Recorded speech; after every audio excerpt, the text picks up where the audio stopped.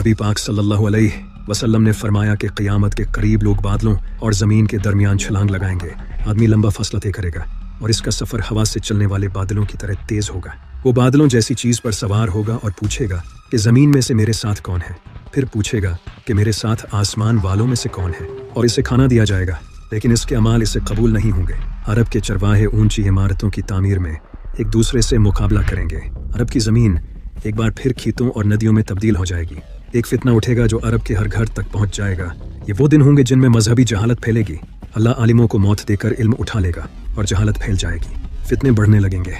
ज़मीन जुल्म और सितम से भर जाएगी। एक औरत दूसरी औरतों के साथ हज पर जाएगी, लेकिन उसके साथ कोई मर्द नहीं होगा। क़यामत के करीब एक औरत अपने मालिक को जन्म देगी, यानी कि बच्चा अपनी माँ पर हुक्म चलाएगा। औरतों की सोहबत की ख्वाहिश की जाएगी और दौलत को जिंदगी में कामयाबी का वाहिद सबूत समझा जाएगा। जहाँ तक गुर्बत का ताल्लुक है तो लोग दौलत के बाद नाशुक्रे हो जाएंगे और फिर एक दूसरे को हकीर समझेंगे। यहाँ तक कि जब कोई आदमी किसी की कब्र के पास से गुजरेगा तो ख्वाहिश करेगा कि काश में इसकी जगह होता। ईमानदार लोग ख़त्म हो जाएंगे, नाकाबिले एतबार लोगों को पीछे छोड़ जाएंगे, बेईमान लोग बाकी रहेंगे और वो एतमाद करने के काबिल नहीं समझे जाएंगे। हुकूमत उन लोगों के हाथ में होगी जो इसके हकदार नहीं होंगे। आखिरी ज़माने में जाहिल आलिम होंगे। लोग नमाज के लिए जमा होंगे, लेकिन उन्हें इमामत के लिए कोई इमाम नहीं मिलेगा। औरत अपने शोहर की इसके कारोबार में मदद करेगी और इससे कारोबार में बहुत ज़्यादा मुनाफा होगा। तजारत का रिवाज होगा। ज़लज़ले बढ़ने लगेंगे। ज़िना आम हो जाएगा। शराब खूब पी जाएगी। लोग रात को देर तक नाचेंगे। वक्त तेज़ी से गुजरेगा। मुसीबतें ज़ाहिर होंगी। ऐसा ज़माना आएगा कि एक शर्मंगेज़ वाक़या पेश आएगा जिसमें कातिल को ये पता नहीं होगा कि उसने क्यों कत्ल किया और कत्ल होने वाले को ये पता नहीं होगा कि उसे क्यों कत्ल किया गया। औरतें कपड़े पहनकर भी नंगी होंगी। औरतें दुनियावी काम दुनिया की ख्वाहिश से करेंगी, ज़रूरत से नहीं। झूठी गवाही दी जाएगी और सच को छुपाया जाएगा। एक आदमी अपनी माँ की नाफरमानी करेगा और अपनी बीवी की इताअत करेगा, जबकि अपने बाप से परहेज करेगा और अपने दोस्तों से नरमी से बात करेगा। लोग इन चीज़ों को हलाल समझेंगे जिसे उनके बाप दादाओं ने हराम करार दिया था, जैसा कि सूद लेना, और वो इसे भी हराम कर देंगे जिसे उनके बाप दादाओं ने हलाल समझा था। सूद फैलाया जाएगा। वो वक्त जल्द ही आएगा जब लोग इस बात की परवाह नहीं करेंगे कि वो जो कुछ हासिल करते हैं वो कानूनी है या गैर कानूनी। क़यामत उस वक्त तक कायम नहीं होगी जब तक कि मेरे मानने वाले पिछली उम्मतों के अमाल को नकल करके उनकी पैरवी न कर लें। मस्जिदें सजा दी जाएंगी मगर लोगों के दिल हदायत से खाली होंगे। क़यामत उस वक्त तक कायम नहीं होगी जब तक मेहर ख़त्म ना हो जाए और लोग भाई भाई होने के बावजूद एक दूसरे से राज़ी नहीं होंगे और लोग औरतों के पास जाना छोड़ देंगे और हम बिस्तरी सिर्फ मज़े के लिए होगी। नाजायज़ औलाद की कसरत होगी और आदमी बगैर किसी डर के अपनी बीवी के साथ गली में जमा करेगा। यहाँ तक कि तकरीबन 30 झूठे दजाल ज़ाहिर होंगे और इनमें से हर एक ये दावा करेगा कि वो अल्लाह का रसूल है। ज़मीन सोना और चांदी उगलेगी। जब क़यामत करीब आएगी तो मोमिन का शायद ही कोई ख्वाब झूठा होगा। तुम में से जो जितना सच्चा होगा उसके ख्वाब भी उतने ही सच्चे होंगे। कौमें जल्द ही तुम पर हमला करने के लिए एक दूसरे को बुलाएंगी, जैसे लोग अपनी दावत पर बुलाते हैं। लोगों पर एक ऐसा ज़माना आएगा कि इस्लाम में सिवाय इसके नाम के और कुछ बाकी नहीं रहेगा और वो कुरान की तलावत करेंगे, लेकिन वो इनके हलक से बाहर नहीं जाएगा। वो दीन से इस तरह गुजर जाएंगे जैसे तीर अपने निशाने को चीरता है, और वो दीन में एक साथ नहीं रहेंगे। ये तो वो निशानियां थी जो कि पूरी हो चुकी हैं या हो रही हैं, लेकिन नबी सल्लल्लाहु अलैहि वसल्लम ने क़यामत की कुछ ऐसी निशानियां भी बताई थी जो कि बहुत जल्द पूरी होती नजर आ रही हैं। जैसा कि नबी पाक सल्लल्लाहु अलैहि वसल्लम ने फरमाया था कि क़यामत के नज़दीक माल की फरावानी हो जाएगी। कोई इंसान भी ज़कात कबूल नहीं करेगा और जब कोई इंसान इसे किसी के सामने पेश करेगा तो वो इंसान कहेगा कि मुझे इसकी कोई ज़रूरत नहीं। वर्ल्ड इकोनॉमिक फोरम के मुताबिक 2050 तक दुनिया में एक्सट्रीम पॉवर्टी 2% तक गिर जाएगी और जिस तरह से दुनिया की इकोनॉमीज ग्रो कर रही हैं, ऐसा होना बिल्कुल पॉसिबल है।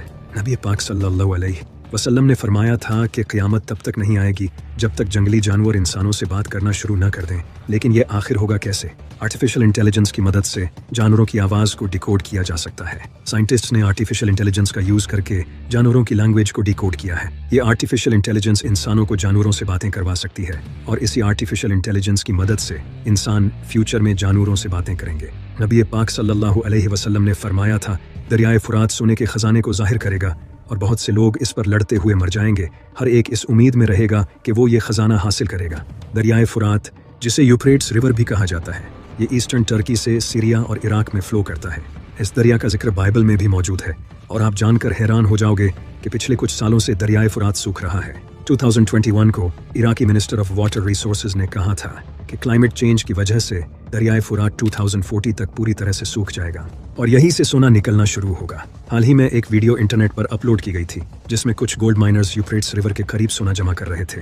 नबी पाक सल्लल्लाहु अलैहि वसल्लम ने फरमाया था, क़यामत के नज़दीक औरतों की तादाद बढ़ जाएगी और मर्दों की तादाद इतनी कम हो जाएगी कि 50 औरतें एक मर्द के हवाले होंगी। अब तक दुनिया में मर्दों और औरतों की आबादी तकरीबन बराबर है, लेकिन यूनाइटेड नेशन की रिपोर्ट के मुताबिक 2050 तक औरतों की आबादी मर्दों की आबादी के मुकाबले में ज़्यादा हो जाएगी।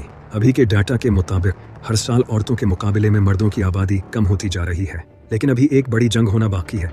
जैसा कि नबी पाक सल्लल्लाहु अलैहि वसल्लम ने फरमाया था, क़यामत उस वक्त तक कायम नहीं होगी जब तक दो बड़े गिरोह आपस में न लड़ें और दोनों तरफ से बहुत ज़्यादा हलाकतें होंगी और वो एक ही मजहबी अकीदे पर चल रहे होंगे, और इसी तरह जंगों के बाद मर्दों की तादाद कम पड़ जाएगी। नबी पाक सल्लल्लाहु अलैहि वसल्लम ने फरमाया था, क़यामत के करीब खुलेआम जिना करना कानूनी हो जाएगा। आज 65 कंट्रीज में प्रोस्टिट्यूशन लीगल हो चुकी है।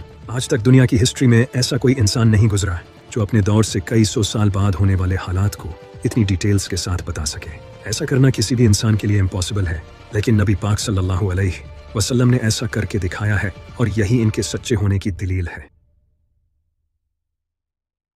इमाम मेहदी के इस दुनिया में आने से पहले ये दुनिया जुल्म से भर जाएगी और हर जगह फितने ही फितने होंगे। नबी पाक सल्लल्लाहु अलैहि वसल्लम ने फरमाया कि इमाम मेहदी के ज़हूर के बाद जमीन सरसब्ज हो जाएगी, जिससे पता चलता है कि इमाम मेहदी के ज़हूर से पहले जमीन बंजर हो जाएगी और दुनिया में फूड की शॉर्टेज होगी, जो कि आप खुद भी देख सकते हो कि किस तरह क्लाइमेट चेंज हर साल एग्रीकल्चर को डैमेज कर रहा है। इमाम अली अलैहिस्सलाम ने फरमाया, इमाम मेहदी के ज़हूर से पहले एक फितना फैलेगा जिसमें लोग ऐसे तपाए जाएंगे जैसे भट्टी में सोना तपाया जाता है। फिर लोग काफिरों के साथ जंग करेंगे, लेकिन वो ये जंग हार जाएंगे। इसके बाद नबी पाक सल्लल्लाहु अलैहि वसल्लम के अहले बैत से एक इंसान जाहिर होगा और मुसलमानों को इकट्ठा करेगा। अल्लाह इन पर अपनी नीमतें नाजिल करेगा। नबी पाक सल्लल्लाहु अलैहि वसल्लम ने फरमाया कि एक बादशाह की मौत होगी तो एक आदमी मदीना से मक्का में मौजूद बैतुल्लाह में आएगा। फिर मक्का के लोग उसे बाहर निकालकर हजर अस्वद और मुकाम इब्राहिम के दरमियान उसकी बैत करेंगे और अहले शाम के लोग भी आकर उसकी बैत करेंगे, जबकि वो इस बैत को बिल्कुल पसंद नहीं करेगा। फिर कुरैश से एक आदमी निकलेगा और वो एक लश्कर लेकर अहले शाम से इमाम मेहदी को कत्ल करने आएगा, लेकिन अल्लाह उस लश्कर को मक्का और मदीना के दरमियान रेगिस्तान में धंसा देगा। जब लोग ये देखेंगे तो शाम से अल्लाह के वली और इराक के बेहतरीन लोग उसके पास आएंगे और उसकी बैत करेंगे। इमाम अली अलैहिस्सलाम ने फरमाया, वो मेहदी उस वक्त नजरों से छुप जाएगा और गरीब और मुसाफिरों में से होगा। जब इस्लाम गुर्बत के आलम में उस ऊंट की तरह होगा जो थकावट से अपनी गर्दन डाले हुए होता है, तो उस वक्त जमीन उसके सामने अपने खजाने उंडेल देगी और उसके सामने अपनी चाबियां डाल देगी। फिर वो तुम्हें दिखाएगा कि इंसाफ कैसे किया जाता है। इमाम मेहदी का साथ देने के लिए खुरासान से काले झंडे लहराते हुए एक फौज चलेगी जो कि इमाम मेहदी की फौज के साथ जा मिलेगी। आज के दौर में खुरासान के इलाके में Iran, Afghanistan, Tajikistan, Turkmenistan, Uzbekistan और पाकिस्तान, इन सारे मुल्कों का कुछ हिस्सा शामिल है। इस खुरासान के इलाके में जितने भी मुल्कों के शहर आते हैं, इन सब में एक चीज कॉमन है, ये सारे शहर कुछ खास डेवलप्ड नहीं है। खुरासान का ज्यादातर इलाका पहाड़ी और रेतला इलाका है। ये इलाका दुनिया की आयाशी से अलग है ताकि यहाँ के रहने वाले लोगों के दिलों में दुनिया की मोहब्बत ना हो। जो लोग मरने से डरते हों वो क्या जंगे लड़ेंगे। और दूसरी कॉमन चीज इस इलाके में ये है कि इस इलाके में ज्यादातर आबादी पठान की है, जो कि इस वक्त दुनिया की सबसे बहादुर कौम है। लेकिन इस खुरासान के जिस इलाके से काले झंडे लेकर फौजें चलेगी, इस वक्त के हालात के मुताबिक वो अफगानिस्तान हो सकता है, क्योंकि अफगानिस्तान में आज के वक्त इस्लामी कानून के मुताबिक हुकूमत कायम है और अफगानिस्तान ही वो मुल्क है जिसके पास आज खोने के लिए कुछ भी नहीं है। इनकी जीडीपी पहले ही नीचे इतनी जा चुकी है। और तीसरी चीज, अफगानिस्तान ही वो मुल्क है जिसमें तालिबान ने अमेरिका जैसी सुपर पावर को अपने मुल्क से भगा दिया था। जब इजराइल ने फिलिस्तीन पर हमला किया तो तालिबान ने ईरान से फिलिस्तीन के लिए रास्ता मांगा था। आज के हालात के मुताबिक ऐसा लगता है कि ये फौजें अफगानिस्तान से ही चलेंगी। लेकिन जब खुरासान से फौजें इमाम मेहदी के लश्कर के साथ जा मिलेंगी, फिर मुसलमान पूरी दुनिया को फतह करेंगे और मुसलमानों की पूरी दुनिया पर हुकूमत होगी। नबी पाक सल्लल्लाहु अलैहि वसल्लम ने फरमाया कि रोमन से दाबिक यलमाक नाम की जगह पर जमा होंगे और मुसलमान भी जंग की तैयारी करेंगे और मदीना से रोमन्स के खिलाफ फौज भेजेंगे। ये दोनों फौजें आपस में जंग करेंगी। रोमन्स मुसलमानों से कहेंगे कि हमारे रास्ते से हट जाओ ताकि वो दूसरे ग्रुप से लड़ सकें। इस ग्रुप को मुसलमानों ने पहले से कैप्चर कर लिया होगा, लेकिन मुसलमान इनकार कर देंगे और अपने भाई मुसलमानों के साथ खड़े रहेंगे और रोमन्स के खिलाफ जंग करेंगे। और वो ऐसी लड़ाई लड़ेंगे जिसकी मिसाल किसी ने देखी नहीं होगी। यहाँ तक कि अगर कोई परिंदा इनके किनारे से गुजरेगा तो उसे बैठने के लिए कोई जगह नहीं मिलेगी। इतने बड़े लेवल पर कत्लेआम होगा। जब गिनती की जाएगी तो 100 आदमियों में से सिर्फ एक जिंदा मिलेगा। इस जंग में मुसलमानों के 3 हिस्सों में से एक हिस्सा डरकर जंग छोड़कर भाग जाएगा, जिसे अल्लाह कभी माफ नहीं करेगा, और एक हिस्सा शहीद होगा जो अल्लाह की नजर में बेहतरीन शहीद होगा, और आखिरी हिस्सा जंग जीत जाएगा और वो कॉन्स्टेंटिनोपल को फतह करेगा। जंग खत्म होने के बाद जब मुसलमान माले गनीमत में मसरूफ होंगे तो शैतान पुकारेगा कि दज्जाल ने तुम्हारे घरों में तुम्हारी जगह ले ली है, और इससे मुसलमानों में हंगामा पैदा होगा और वो बाहर निकलेंगे, लेकिन उसका कोई फायदा नहीं होगा। दज्जाल की इस कंफ्यूजन से डील करके मुसलमान सीरिया जाएंगे। वहां मुसलमान एक और जंग की तैयारी में होंगे और नमाज का वक्त हो चुका होगा। अल्लाह के नबी हजरत ईसा अलैहिस्सलाम इस दुनिया में आएंगे। वो 2 फरिश्तों के परों पर दमास्कस की एक मस्जिद के मीनार पर उतरेंगे और वो इमाम मेहदी के पीछे खड़े होकर नमाज पढ़ेंगे। फिर यहाँ से मुसलमानों की लीडरशिप हजरत ईसा अलैहिस्सलाम के हाथ में होगी। हजरत ईसा अलैहिस्सलाम फरमाएंगे, दरवाजा खोल दो। जब दरवाजा खोला जाएगा तो सामने दज्जाल खड़ा होगा। नबी सल्लल्लाहु अलैहि वसल्लम ने फरमाया, हर नबी ने अपनी उम्मत को दज्जाल से डराया है। इस दज्जाल की एक आंख कानी होगी, इसके बाल घुंघरियाले होंगे, इसके माथे पर काफिर लिखा होगा जो पढ़ा लिखा और अनपढ़ दोनों पढ़ सकेंगे। इसके एक हाथ में जन्नत होगी और दूसरे हाथ में दोज़ख। इसकी दोज़ख हकीकत में जन्नत होगी और जन्नत हकीकत में दोज़ख होगी। दज्जाल इस दुनिया में पैदा नहीं होगा, बल्कि वो पहले ही इस दुनिया में मौजूद है। एक दिन नबी पाक सल्लल्लाहु अलैहि वसल्लम ने नमाज के बाद सहाबा को एक वाकया सुनाने के लिए जमा किया। नबी पाक सल्लल्लाहु अलैहि वसल्लम ने फरमाया, उनके पास एक तमीम उदारी नाम का इंसान आया और उसने नबी सल्लल्लाहु अलैहि वसल्लम को बताया कि एक दिन वो अपने जहाज पर सफर कर रहा था, तो रास्ता भूलने की वजह से इसका जहाज एक जजीरे पर जाकर रुक गया और उन्होंने उस जजीरे पर जंजीरों में जकड़ा हुआ एक इंसान देखा। इस इंसान ने इनसे कुछ सवाल पूछे। पहला सवाल, बेसन के खजूर के दरख्त फल देते हैं या नहीं? तमीम उदारी और इसके साथियों ने जवाब दिया और कहा कि खजूर के दरख्त वाकई फल देते हैं। दूसरा सवाल, क्या तब्रिया की झील में पानी है? तमीम उदारी और इसके साथियों ने कहा, झील में पानी बहुत ज्यादा है। तीसरा सवाल, मुझे उम्मियों के उस नबी के बारे में कुछ बताओ। तमीम उदारी और इसके साथियों ने जवाब दिया, उन्होंने मक्का से मदीना की तरफ हिजरत कर ली है और बहुत से अरबियों ने उनका इस्लाम कबूल कर लिया है। ये सुनते ही वो गुस्से से फटकारा और उसने जंजीरों को झटका दिया। इसके बाद इसने इन्हें अपना नाम बताया, दज्जाल, और इसने कहा कि बहुत जल्द मैं पूरी दुनिया घूमूंगा, लेकिन मक्का और मदीना में मुझे जाने नहीं दिया जाएगा। नबी सल्लल्लाहु अलैहि वसल्लम ने इसके बाद मशरिक की तरफ इशारा करके फरमाया, दज्जाल यहाँ से निकलेगा। इसके रिलेटेड एक और हदीस है जिसमें नबी सल्लल्लाहु अलैहि वसल्लम ने फरमाया, दज्जाल खुरासान से निकलेगा और इसके साथ लोग होंगे जिनके चेहरे चिपटी ढालों की तरह होंगे। जी हाँ, खुरासान वही इलाका है जहाँ से इमाम मेहदी की फौजें निकलेंगी, यहीं से दज्जाल भी निकलेगा। दज्जाल के बारे में नबी सल्लल्लाहु अलैहि वसल्लम ने आज से 1400 साल पहले ही सहाबा को वार्न कर दिया था, क्योंकि ये इस दुनिया का सबसे बड़ा फितना है। दज्जाल इंसान को मारकर दोबारा जिंदा करेगा और वो अंधे और उपाहिज लोगों को ठीक कर पाएगा और वो जमीन को भी फाड़ पाएगा और मौसम पर उसका पूरा कंट्रोल होगा। जहाँ चाहेगा बारिश बरसाएगा, लेकिन दज्जाल मौसम को कैसे कंट्रोल करेगा? 1990 में यूनाइटेड अरब एमिरेट्स ने रेन एनहांसमेंट मेथोडोलॉजी को इंट्रोड्यूस किया, जिसे आज हम क्लाउड सीडिंग कहते हैं। एक ऐसी टेक्नोलॉजी है जिसकी मदद से बारिश करवाई जा सकती है। इस टेक्नोलॉजी में सिल्वर आयोडाइड को एयरक्राफ्ट से बादलों में रिलीज किया जाता है। इसे अरब कंट्रीज जैसे दुबई, सऊदी अरब और ओमान ने इस टेक्नोलॉजी को यूज किया है, क्योंकि इन इलाकों में बारिश बहुत कम होती है, जो कि इन अरब कंट्रीज की बहुत बड़ी प्रॉब्लम है। इसी वजह से अरब कंट्रीज इस टेक्नोलॉजी के पीछे पड़ी हैं और दज्जाल भी इसी टेक्नोलॉजी का यूज करके वेदर पर कंट्रोल करेगा। दज्जाल इन पावर्स का यूज करके लोगों को मजबूर करेगा कि उसे खुदा माना जाए। जैसे ही हजरत ईसा अलैहिस्सलाम दज्जाल को देखेंगे, उसे कहेंगे कि मैंने तुझे इनसे दूर रखा है, और फिर हजरत ईसा अलैहिस्सलाम दज्जाल को मुकामे लुद पर पकड़ेंगे और उसे वहां नेजा मार कर कत्ल कर देंगे। मुकामे लुद पर आज के दौर में इसराइल ने एक एयरपोर्ट बना रखा है और शायद दज्जाल किसी प्लेन में वहां से भागने की कोशिश करेगा और वहीं पर हजरत ईसा अलैहिस्सलाम उसे कत्ल करेंगे। दज्जाल की मौत के बाद मुसलमान और यहूदियों के दरमियान एक जंग होगी। नबी सल्लल्लाहु अलैहि वसल्लम ने फरमाया कि अगर कोई यहूदी किसी पत्थर के पीछे भी छुपा हो तो वो पत्थर भी बोल उठेगा कि ए मुसलमान, मेरे पीछे एक यहूदी छुपा है। आकर इसे कत्ल कर दे, सिवाय गरकुत के दरख्त के, क्योंकि ये यहूदियों का दरख्त है और इसराइल में ये बड़ी तादाद में पाए जाते हैं। इसके कुछ टाइम बाद इमाम मेहदी वफात पा जाएंगे। नबी पाक सल्लल्लाहु अलैहि वसल्लम ने फरमाया, इमाम मेहदी तुम में 7 या 8 साल तक रहेंगे। इसी पर इमाम बाकिर अलैहिस्सलाम ने फरमाया, जब इमाम मेहदी का ज़हूर होगा तो अल्लाह इस यूनिवर्स की रोटेशन को स्लो कर देगा, जिससे वक्त स्लो गुजरेगा और इस तरह इमाम मेहदी सिर्फ 7 सालों में दुनिया फतह कर लेंगे। फिर हजरत ईसा अलैहिस्सलाम कुरान के कानून और एक आदिल हुक्मरान की हैसियत से लोगों में इंसाफ के साथ फैसला करेंगे, क्रॉस को तोड़ देंगे और खंजीरों को मार डालेंगे और जिज़िये को खत्म कर देंगे। फिर एंट्री होगी याजूज माजूज की।